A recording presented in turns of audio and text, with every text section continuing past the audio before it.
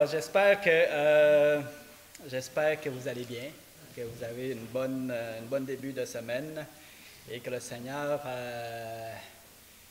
fait de la joie dans votre cœur à chacun de nous. Alors, ce soir, je vais continuer sur le tribunal de Christ. Nous allons voir ensemble deux points qui concernent au niveau de la pensée. Donc, nous serons évalués selon nos pensées et selon les motifs de nos cœurs. Évaluer. J'ai changé de thème. Parce qu'après avoir discuté avec le pasteur il dit juger, juger, c'est pas vraiment le terme, juger. Effectivement, je n'ai pas résisté. Alors, il m'a dit, évaluer, ça serait mieux. Oui, effectivement. Je n'ai pas résisté parce que ça a beaucoup de bon sens et effectivement, c'est comme ça que ça va se passer parce que on sait très bien qu'il n'y aura pas de condamnation au tribunal de Christ. Mais plutôt on va être là pour justement que le Seigneur évalue nos œuvres et nous donne les récompenses qui nous reviennent finalement. Donc, le pasteur a prié, mais j'aimerais prier encore une autre fois. Père Saint, tu es le Seigneur glorieux, tu es notre Dieu et notre rocher. Nous voulons te plaire en tout temps, Seigneur. Nous voulons faire ta volonté. Fortifie-nous et donne-nous de marcher dans tes voies fidèlement, Seigneur Dieu, et d'être agréable à tes yeux, Seigneur. Bénis cette soirée, bénis chacun de nous, Seigneur Dieu. Amen. Alors, j'aimerais continuer avec cette question-ci. Le péché existe à quel niveau? Le péché existe au niveau de nos actions, au niveau de nos paroles et aussi au niveau de la pensée. Et ça vous fait penser sans doute à un verset dans Matthieu 5, où le Seigneur, Matthieu 5, le verset 27, où le Seigneur lui-même a dit « Vous avez appris qu'il a été dit, tu ne commettras point d'adultère. Mais moi, je vous dis que quiconque regarde une femme pour la convoiter a déjà commis un adultère dans son cœur. » Puis quand on lit ça, on se dit toujours, ouais, c'est vrai que le Seigneur dit ça, mais si c'est juste dans la pensée, ça ne fait de mal à personne. On a tendance à dire ça, mais le Seigneur n'a pas amoindri la chose, parce qu'il dit, il a commis d'adultère dans son cœur. Donc, en action ou en pensée, c'était quand même un adultère. Et le Seigneur, dans la première partie, il a dit, vous avez appris qu'il a été dit, tu ne commettras point d'adultère. Il fait référence à la loi, au fait qui nous dit de ne pas commettre d'adultère, de ne pas convoiter la femme d'un autre, et ainsi de suite. Et on sait que les Juifs chérissaient beaucoup la loi. Hein? C'est un peuple spécial d'ailleurs, quand on voit que la loi qui gouvernait ce pays-là, c'est des lois qui venaient de Dieu, alors que dans d'autres pays, c'est les hommes qui imaginent, qui font des lois selon le bien ou le mal qu'ils pensent. Mais moi, j'ai trouvé ça toujours fascinant de voir le peuple d'Israël avec toutes ces lois, et que c'est le Seigneur lui-même qui a donné ces lois-là. C'est spécial, c'est spécial. Au fond, toutes les lois que le Seigneur a données, c'est pour leur enseigner les principes moraux, et qui se résumaient à aimer Dieu de tout ton corps, de toute ton âme, de tout ton esprit, de toute ta force, et aime ton prochain comme toi-même. Parce que si on accomplissait toutes ces lois-là, on arrive à ces deux choses-là. Aime le Seigneur ton Dieu de tout ton corps, de toute ton âme, de toute ta force, de tout ton esprit. Ça, c'est comme une parenthèse que finalement je l'ai faite, parce que je pense que je n'avais pas prévu apporter cela comme ça. Mais en fin de compte, le peuple d'Israël était, même si en bon bout de temps, ils étaient désobéissants de la loi, tout ça. Il n'empêche que ça a toujours été une fierté pour ceux qui connaissent le Seigneur. Mais la loi a dit ça. Mais là, le Seigneur Jésus va aller plus loin que ça. Il va dire oui. Mais je vous dis que quiconque regarde une femme pour la convoiter a déjà commis un adultère dans son cœur, même s'il ne l'a pas fait physiquement. Ici, on voit que la loi juge les actions, mais Dieu juge aussi les cœurs et les pensées.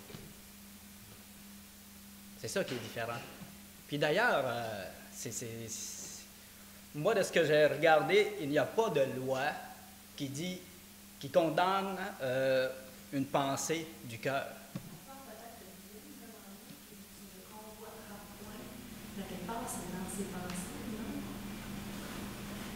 Oui, peut-être, oui. Oui, effectivement. Mais à part de ça, il n'y a pas beaucoup de lois qui vont condamner les pensées parce que c'est difficile pour l'homme de déterminer ce qui s'est passé dans la pensée de l'autre.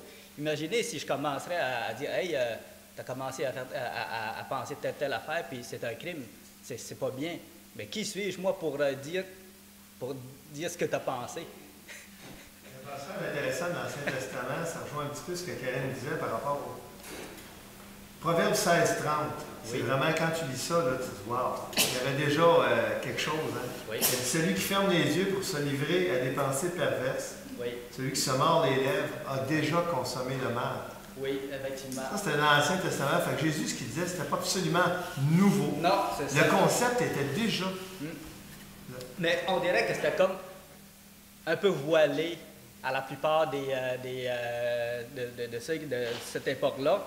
Puis le Seigneur avait introduit ça, et oui, effectivement, pas nouveau, mais c'était comme nouveau aux yeux de plusieurs, j'imagine.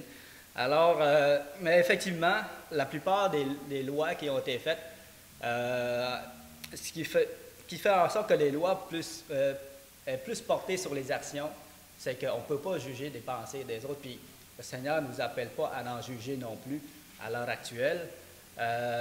Mais Dieu, lui, il peut juger. Il peut juger les cœurs et les pensées. Pourquoi? Parce qu'il les connaît. Il les connaît, lui. Il les connaît. Puis l'apôtre Paul nous dit, ne jugez de rien, en disant, garde, ne dévalorise pas ton frère ou ce qu'il fait ou ce qu'il pense.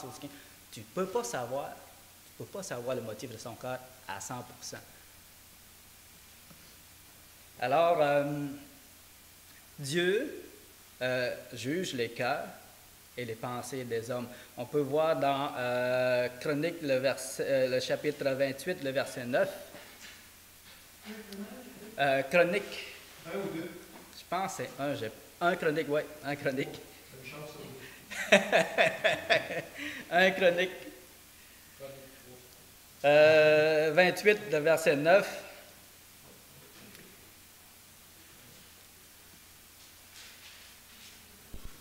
Et toi, Salomon, mon fils, ça c'est David qui dit ça, connais le Dieu de ton Père et sers-le d'un cœur dévoué et d'une âme bien disposée, car l'Éternel sonde tous les cœurs et pénètre tous les desseins et toutes les pensées.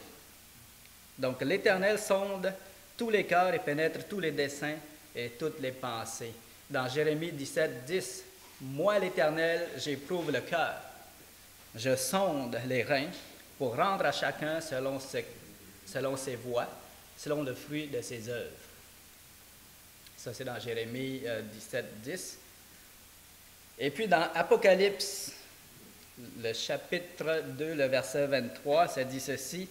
« Et toutes les églises connaîtront que je suis celui qui sonde les reins et les cœurs, et je vous rendrai à chacun selon vos œuvres. » Donc, ici, à 2 reprises, après avoir affirmé qu'il sonde les reins et les cœurs, il dit « Je vous rendrai à chacun selon vos œuvres. » Ça veut dire que nos œuvres vont être évaluées en fonction de nos cœurs également, des motifs de nos cœurs. Le Seigneur connaît nos pensées, puis je me demande, vous, personnellement, est-ce que qu'est-ce que vous diriez si vous pouviez entendre les gens penser? Aimeriez-vous ça? On a vu un film, comme ça, là, c'était le Tout-Puissant, comment il l'appelle le film? Évan le Tout-Puissant, Oui. qui entendait tout le monde, qui venait Ah de oui. le film. J'ai trouvé ça quand même un peu, je dis encourageant. J'imagine Dieu qui entend tout, il voit tout, il sait tout. Puis, je vois pas Dieu en train de se tomber les mains, ses oreilles. Mais c'est ça. Entendre, si on entendrait tout le monde penser, là, ça deviendrait fatigant, ça deviendrait pas vivable, puis ça serait troublant. À des places, ça serait troublant. Peut-être entre chrétiens, ça serait pas pire, mais aller au marché, dans les places publiques, là où vous travaillez, entendre tout le monde penser, ça serait troublant, agaçant. Pardon? Juste avec nos femmes, parce qu'ils parlent de nous autres, je comprends ça.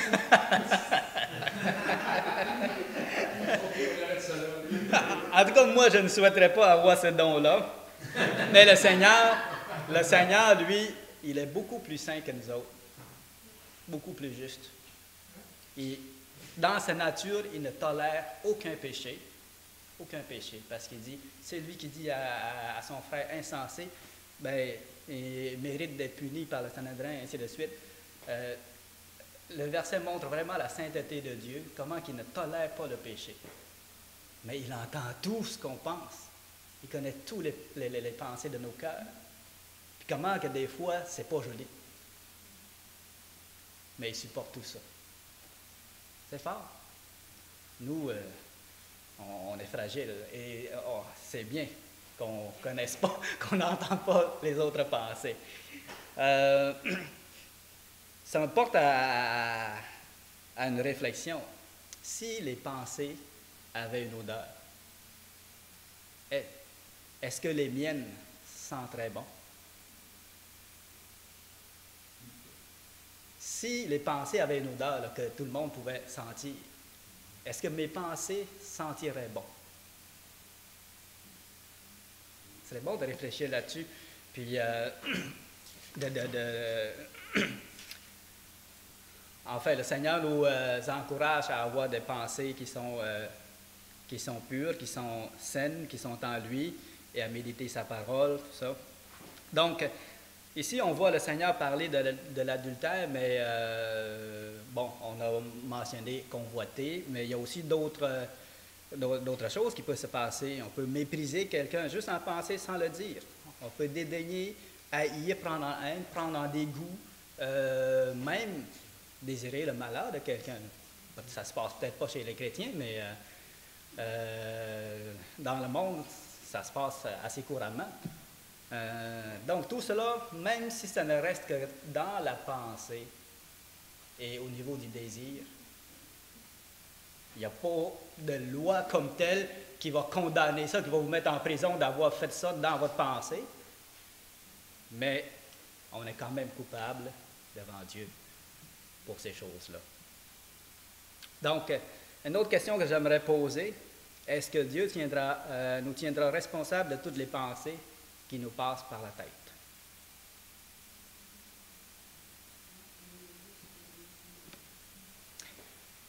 Pas exactement. Non, pas exactement. Une autre question parallèle à ça, est-ce que Dieu nous tiendrait responsables pour tout ce que l'on voit accidentellement et qu'on ne devrait pas voir? Non. Parce qu'il y a des choses qui, malgré nous, qui arrivent, puis on n'est pas au contrôle de cela. Il y a des pensées qui nous passent par la tête, tout ça, on n'est pas au contrôle. Mais, par contre, on est certainement responsable des pensées qu'on médite, puis de ce qu'on regarde sciemment, avec désir au fond, consciemment. Donc, une pensée qu'on ne médite pas n'a pas de conséquences. Moi, je ne pense pas que le Seigneur va nous tenir responsables pour quelque chose qui nous vient à la tête et que j'ai tout de suite chassé du revers de la main. J'ai bien fait. Je ne peux pas contrôler ce qui m'arrive, là. Une flash, tout ça, je ne peux pas contrôler ça. Mais, il y a une image là-dessus, si l'oiseau qui passe au-dessus de notre tête, là, on ne peut rien faire, l'oiseau qui passe au-dessus de notre tête. Mais si on les invite à venir faire leur nid sur notre tête, là, c'est pas pareil. Là, c'est pas pareil.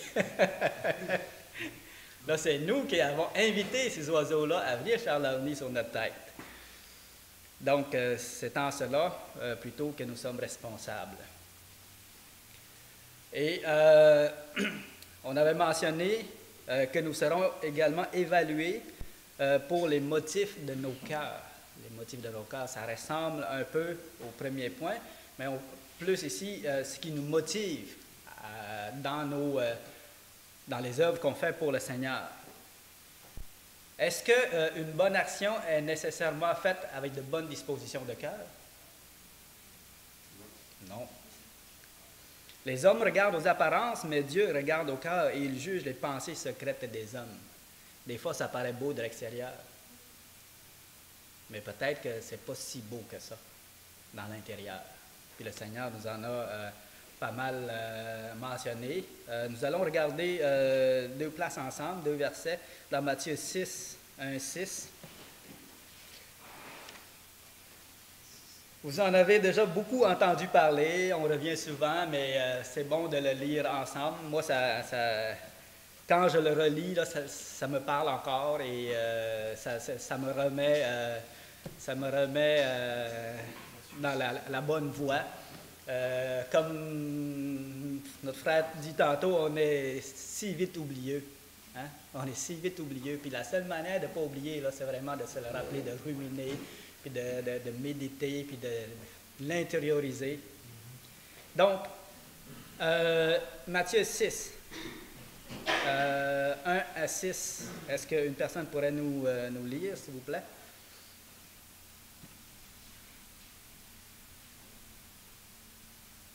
Gardez-vous de pratiquer votre justice devant les hommes pour en être vu. Autrement, vous n'aurez point de récompense auprès de votre Père qui est dans les cieux. Alors donc que tu fais le monde, ne sonne pas de la trompette devant toi comme font les hypocrites dans les synagogues et dans les rues, afin d'être glorifiés par les hommes. Je vous le dis en vérité, ils reçoivent leur récompense. Mais quand tu fais le monde, que ta main gauche ne sache pas ce que fait ta droite, afin que ton aumône se fasse en secret. Et ton Père, qui voit dans le secret, te le rendra. Lorsque vous priez, ne soyez pas debout, comme les hypocrites qui aiment à prier dans les synagogues et au coin des rues pour être vus des hommes. Je vous le dis, en vérité, ils reçoivent leur récompense. Mais quand tu pries, entre dans ta chambre, ferme ta porte, et prie ton Père qui est dans le lieu secret. Et ton Père qui voit dans le secret te le rendra. Merci. Il y a aussi le verset 17-18, je vais vous le lire. Mais quand tu jeûnes, parfume ta tête et lave ton visage. On va lire à partir du verset 16. Lorsque vous jeûnez, ne prenez pas un air triste, comme les hypocrites qui se rendent le visage tout défait pour montrer aux hommes qu'ils jeûnent. Je vous le dis en vérité, ils reçoivent leur récompense. Mais toi, quand tu jeûnes, parfume ta tête et lave ton visage, afin de ne pas montrer aux hommes que tu jeûnes, mais à ton Père qui est là dans le secret. Et ton Père qui voit dans le secret te le rendra. Donc ici, clairement, et vous en avez pas mal entendu parler, le Seigneur nous montre clairement ici de faire ces bonnes œuvres-là, mais avec de bons motifs. On s'entend ici, ce n'est pas l'œuvre qui est mise en cause, mais c'est le motif. Et comme par exemple celui qui,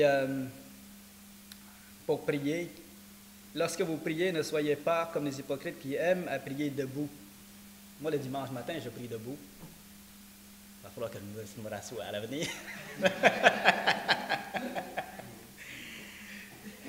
Non, mais est-ce que c'est ça l'erreur? De prier debout? Certainement pas. Parce qu'autrement, il faudrait s'enfermer dans notre chambre. Toujours. Alors, le Seigneur parle du motif de notre cœur.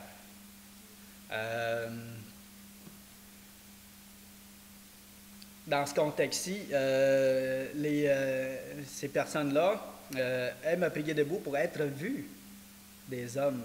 Et ceux qui faisaient l'aumône, ça dit ici, donc tu fais l'aumône, ne sonne pas de la trompette devant toi, comme font les hypocrites dans les synagogues et dans les rues, afin d'être glorifiés par les hommes. afin d'être glorifiés par les hommes. Je vous le dis en vérité, ils reçoivent leur récompense. C'est quoi la récompense que Dieu parle ici? La récompense qu'ils reçoivent?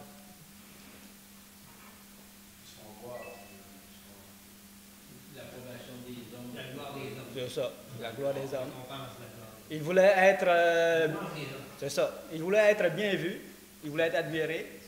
Ben, ils sont bien vus, ils sont admirés. Point final. Au ciel, qu'est-ce qu'on va avoir? C'est des bonnes œuvres. Qu'est-ce qu'ils vont avoir par rapport à ça, par rapport à cette œuvre-là qu'ils font? Rien. Rien. Ils ont déjà eu leur récompense sur la terre. Les hommes les ont admirés, ils ont louangé.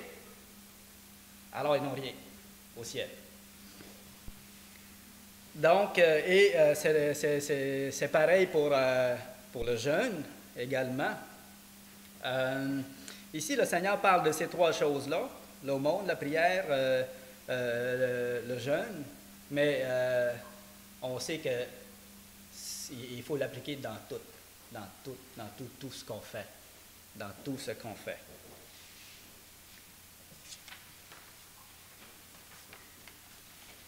Alors qu'on fasse n'importe quoi, le ménage, la rénovation pour l'assemblée, la corvée, il faut le faire avec des bonnes dispositions de cœur, qu'on fasse l'école du dimanche, qu'on apporte un message en avant, qu'on préside l'assemblée ou qu'on joue un cantique en avant. Bien, il faut tout faire pour la gloire du Seigneur. L'apôtre Paul dit « Faites tout pour la gloire de Dieu ». Si donc, soit que vous mangez, soit que vous buviez, soit que vous fassiez quelque autre chose, faites tout pour la gloire de Dieu. L'apôtre Paul ici, il parle des choses très banales. Mangez, buvez, et même autre chose. Faites tout pour la gloire de Dieu. Hein? Moi, j'aimerais vous... parce que le mot présider me parle un peu. Depuis qu'on m'a demandé de présider parfois les réunions du dimanche matin, je me suis dit, la parole de Dieu me dit que celui qui préside le fasse avec zèle. C'est quoi présider avec zèle? Comment on fait ça, présider avec zèle?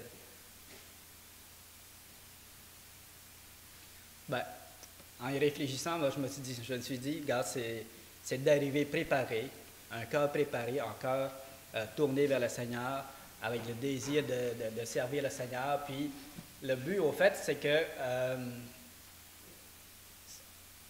je vais lire ce que j'ai écrit ici, arriver avec un cœur et un esprit préparé, le cœur tourné vers Dieu pour entraîner et amener l'Assemblée à faire de même. Au fond, c'est ça l'idée. Parce que si je viens, ouais, c'est ça, être un modèle. Si je viens sans préparer rien, je laisse ça aller comme ça vient, puis j'attache pas trop d'importance à ce que je fais, bien à ce moment-là, je ne fais pas la volonté du Seigneur. Le Seigneur me demande de présider avec zèle quand je le fais. Donc, ça me parle, même, enfin, beaucoup d'autres choses. Quand on apporte un message en avant, on sait qu'il faut tout faire. Qu'il faut tout faire pour la gloire du Seigneur. Après un message, je vous dis, ça on le vit tout, là, c'est ceux qui apportent le message. Il y a des fois des gens qui viennent nous dire « Ah, c'était édifiant, frère, continue comme ça. » Bien, on aime ça, ça nous encourage, mais en même temps, on fait attention.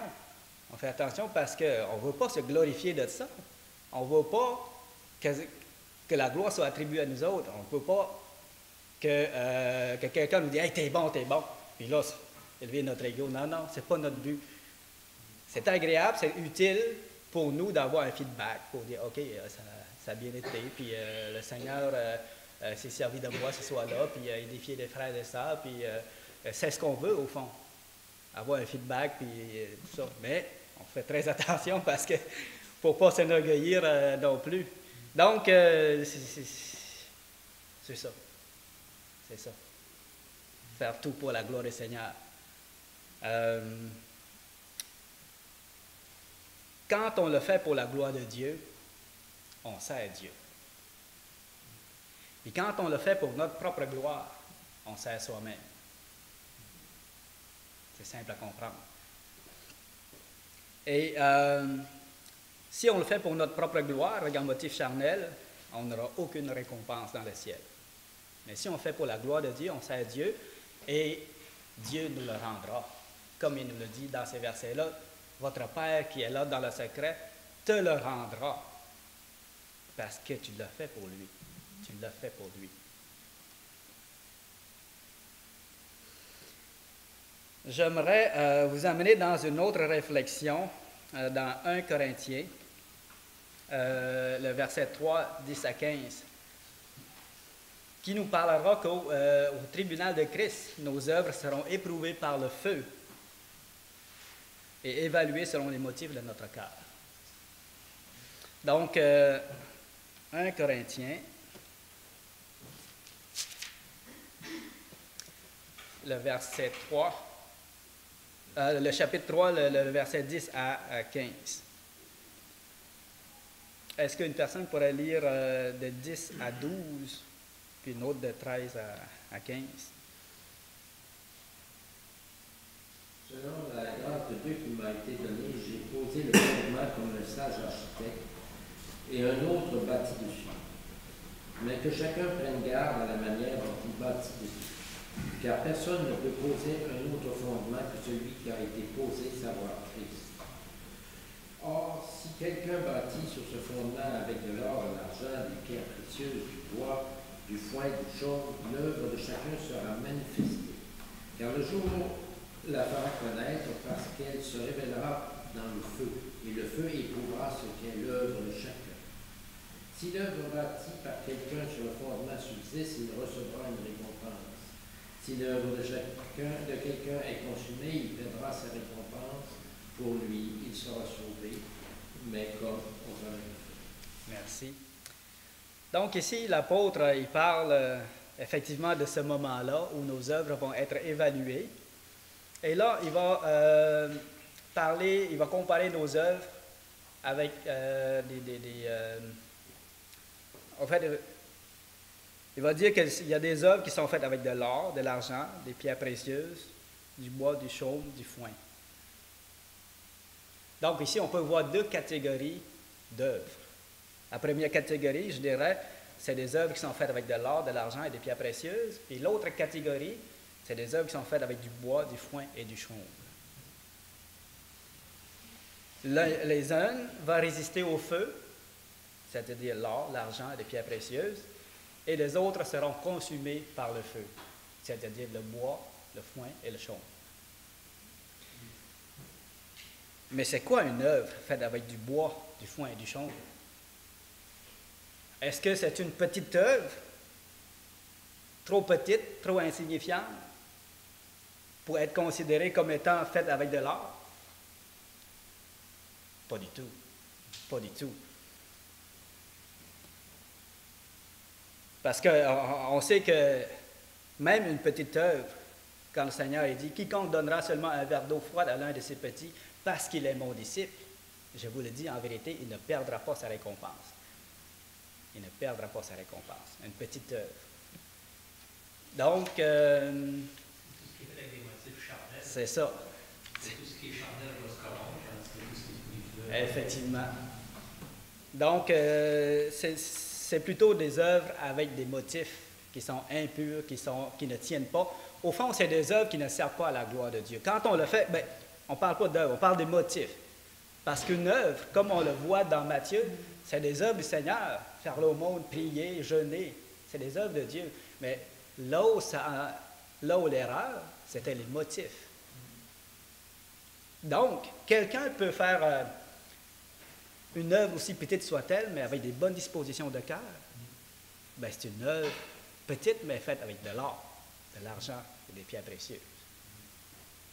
Donc, il y a des petites œuvres qui sont faites avec de l'or et des pierres précieuses, mais il peut y avoir des grandes œuvres, bien manifestes, faites avec du bois, du foin et du chaume. Intéressant, ça. Hein? Ça ne résiste pas au feu. tout dépendamment des motifs du cœur. Tout dépendamment des motifs du cœur. Tout dépendamment aussi du sacrifice que cela implique. J'aimerais qu'on puisse aller lire dans Marc 12, le verset 41, 44.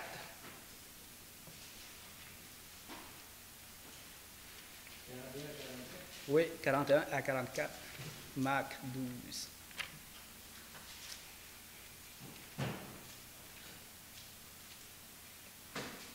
Jésus s'étant assis vis-à-vis du trône, regardait comment la foule y mettait de l'argent.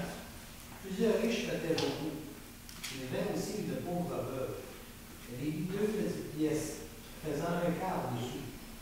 Alors Jésus, ayant appelé ses disciples, leur dit, je vous le dis en vérité, cette pauvre veuve a donné plus qu'aucun d'eux qui ont mis dans le trône.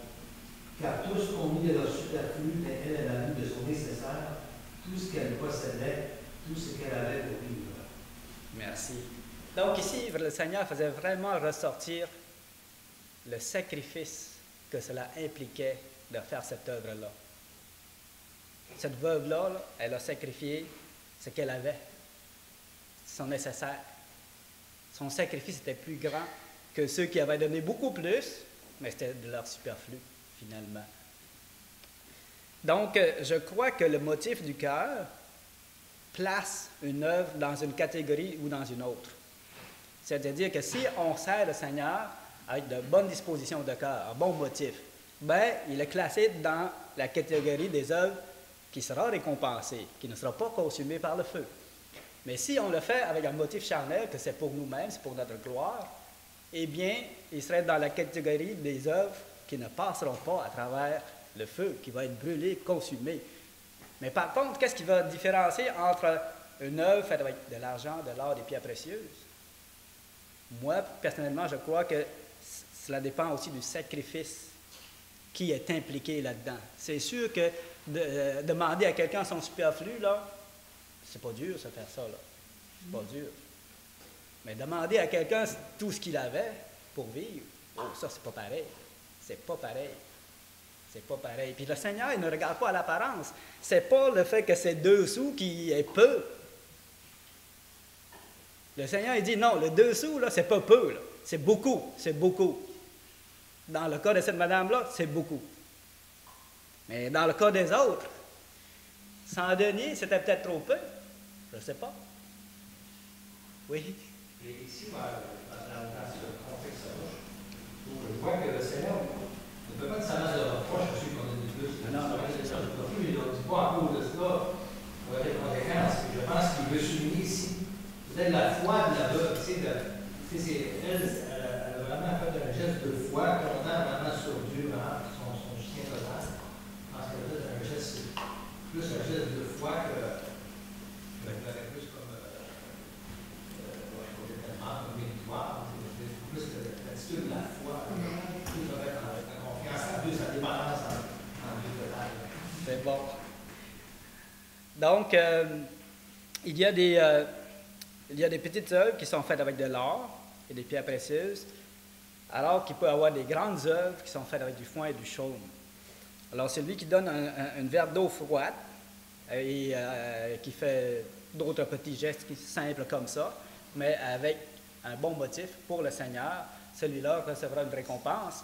Mais par contre, un grand prédicateur, supposons qu'il y en aurait, un grand prédicateur qui prêcherait, qui enseignerait avec des motifs impurs, il a fait une grande œuvre. Le monde va dire que c'est une grande œuvre. Mais son œuvre n'est qu'une montagne de foin et de chaume qui sera consumée par le feu au tribunal de Christ. Ça fait penser un peu quand Jésus donne la parole, il dit il y en a qui vont aller vers lui et qui vont dire n'avons-nous pas prophétisé par ton nom, n'avons-nous pas fait des miracles par ton nom, ce qui se trouve être pour moi des grandes œuvres. Moi-même, je ne suis pas nécessairement capable de faire ça. Puis il leur dit retirez-vous de moi, vous qui commettez l'iniquité, justement probablement parce que leur motif n'est pas très bon, puis ça revient à ton prédicateur. Donc, il faut faire vraiment attention. Il faut faire vraiment attention au motif pour lequel on fait quelque chose. La règle est simple, si on le fait pour nous, puis si on le fait pour avoir une récompense immédiate, ben on va l'avoir, notre récompense immédiate. Mais lorsqu'on va être devant le Seigneur, nos œuvres vont être pesées, éprouvées par le feu. Est-ce qu'elle va résister? Est-ce qu'elle va résister au feu? C'est dit ici, « Moi l'Éternel, j'éprouve le cœur, je sonde les reins pour rendre à chacun selon ses voies, selon le fruit de ses œuvres. » Toutes les églises connaîtront que je suis celui qui sonde les reins et les cœurs, et je vous rendrai à chacun selon vos œuvres. Alors, au fond, selon les œuvres de notre cœur, selon les motifs de notre cœur. Donc, on peut s'examiner nous-mêmes à chaque fois qu'on fait quelque chose, puis s'assurer vraiment que c'est vraiment pour le Seigneur. Pour l'instant, je vais terminer là, puis je vais demander à notre frère de revenir. Merci beaucoup pour cette belle étude, mon cher Ephraim. Vraiment encourageante. Puis au tout début, moi, quand il a commencé, il y a un petit mot qui m'a accroché. Je trouvais ça intéressant parce que ça tourne autour quand il dit, dans Matthieu 6, « Lors donc que tu fais le monde, ne sonne pas la trompette devant toi, comme font les hypocrites. » Il dit, « Lorsque vous priez, ne soyez pas comme les hypocrites. » C'est intéressant de voir si on met tout ça avec les motifs. Pouvons-nous avoir des motifs hypocrites? Je le crois. Je le crois qu'on pourrait avoir des motifs hypocrites en quelque part, puis les motifs ne sont pas droits, ils ne sont pas purs. On va le faire peut-être pour bien pareil, je ne sais pas quoi. Ça va tout s'évaporer, ça. C'est du chaume. Puis du chaume, ça brûle vite, du chaume, hein? Tu mets le feu là-dedans, ça, pouf! S'il ne reste plus rien, tu viens juste d'allumer une allumette, puis il y a déjà un rond de main, puis il continue à grandir. Mais merci, Cassade, ça a été vraiment édifiant.